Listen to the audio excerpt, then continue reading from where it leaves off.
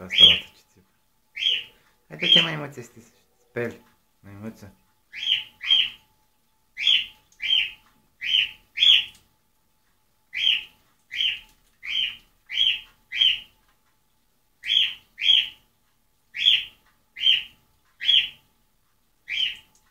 Așa, așa, așa. Cam tare.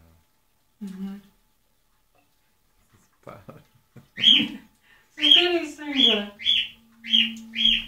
Se sperie că țipă și asta la altă. Biticul ăsta mic.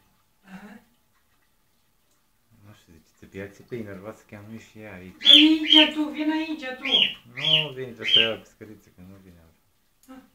Se spală și ea, dar... Păi vine aici. Gata, m-a dus să o iau, că nu. Uite, văd, aici se spală ea.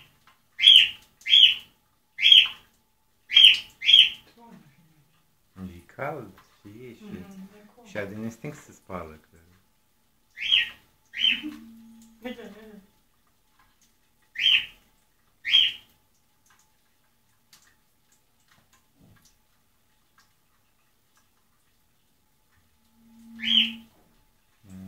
Avem o pufăitoare acasă, nu, în afară de asta, alta. Asta se sperie, nu știu de ce se sperie de asta. Care?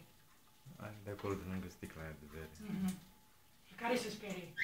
De asta se sperie, de aia care am avut-o acasă nu se speria. Se sperie de sticla asta. Nu știu de ce. E cu roșii, nu știu. Iar vezi să bagi acolo cu totul, mă, dar nu... Hai că mă duc eu să o ajut.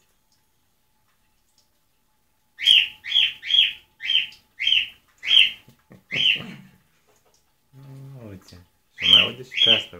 Da, o stresează. Asta scoate strigăte de alertă.